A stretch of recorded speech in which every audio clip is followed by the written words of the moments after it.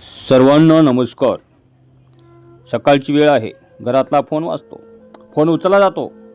पलीकडून एक खणखणीत आवाज येतो. सुनेत्रा, पोचलो ग. प्रवास खूप लांबचा होता, त्यामुळे जरा दमलंय इतकंच. अंग मोडून आले. मला कल्पना आहे तू नाराज आहेस माझ्यावर, पण फोन ठेवू नकोस. खूप बोलायचं तुझ्याशी. रामरगाड्यात ते राहून गेलं, पण आज बोलतो.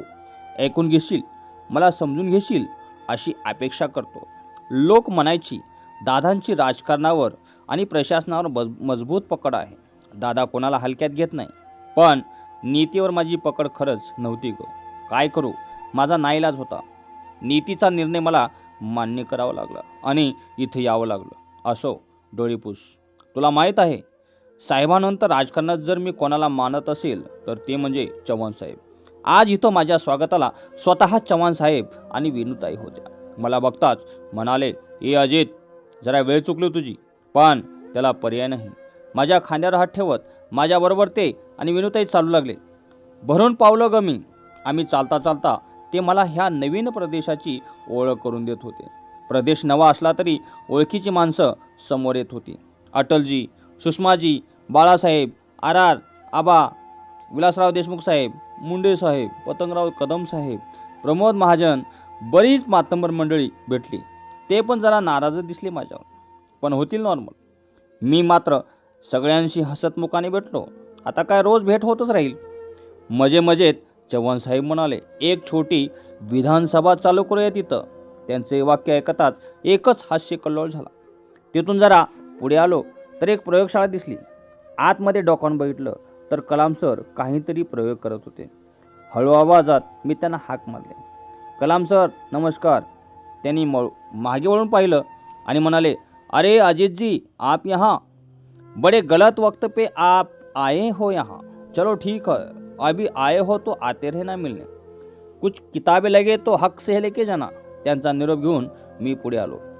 एका कोपऱ्यातून जोरजोरात हसण्याचा आवाज कानी पडला, म्हणून वाटवाकडे करून गेलो. बघतो तर काय, इथं हास्य जत्रा चालू होती आणि कलाकार होत. दादा कोंडके, लक्ष्मीकांत बेर्डे, मच्छिंद्र कांबळे, सतीश तारे. त्यांच्याबरोबर बसलो. खळखळून हसलो, पण मनात सल होती. तुम्हाला रडून मी मात्र इथं आलोय. एक दादा दुसऱ्या दादाला म्हणाले, दादा, या उद्यापासून आमच्या हास्य जत्रेत. तुमच्या विनोदी स्वभाव आम्हाला जरा अनुभवायची संधी द्या. तारे कसे आपल्या विनोदाचे तारे तोडतात ते ऐकायला या. तिथून पुढे आलो. आता बाबांना शोधतोय. अजून भेट झाली नाही, पण होईल. आता आम्ही इथंच आहोत. इतक्यात समोर आले रतन टाटाजी, लक्ष्मणराव आणि शंतनुराव किर्लोस्कर. मला म्हणाले, अर्थमंत्री स्वतःला आलेत. आता आपल्याला बजेटची काळजी नाही. एक उत्तम असा व्यवसाय चालू करू. कानावर मधुर सूर पडले.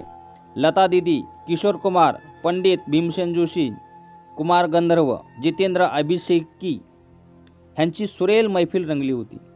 त्यांच्यातच पु ल देशपांडे, गदी मा, बाबूजी, ग्रेस, कुसुमाग्रज, विदा करंदीकर, डॉक्टर लागो, गिरीश कर्नाड, स्मिता पाटील भेटले.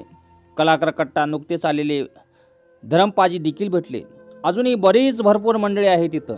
हळूहळू तीही भेटतील. सुनेत्रा, मला माहीत आहे डाव अर्ध्यात सोडून आलोय मी, पण काय करू, माझ्या हातात काहीच नव्हतं. नीतीसमोर हा दादा हातबल झाला. नीतीचे फासे उलटे पडले. मांडलेला डाव उधळला. तुझ्या आणि कुटुंबाची मानसिक अवस्था मी समजू शकतो. माझा ऐकशील, दुःख विसरण्याचा प्रयत्न कर. स्वतःला कामात गुंतवून घे. साहेबांची का सोडू नकोस. स्वतः बरोबर त्यांना सांभाळ. धीर दे. सुप्रियाला जप. तिचा हात घट्ट पकडून ठेव. आईचा तर मी गुन्हेगारच आहे. तिचा आधार तू होतीसच, पण आता खंबीर आधार हो. शून्यात गेली आहे ती. पार्थ, जय, योगेंद्र, व्ही त्यांच्या पाठीशी उभे राहा. मुलं तरुण आहेत, धडडीचे आहेत. त्यांना कर्तबगार होण्यासाठी मदत कर. आपल्या सुनांना सासऱ्यांची उणीव जाणू देऊ नकोस. माझ्या महाराष्ट्राला आणि बारामतीला जप. सुनेत्रा, डोळेपूस आणि कामाला लाग. मी इथून बघतोय. चल, फोन ठेवतो. तुझा अजित.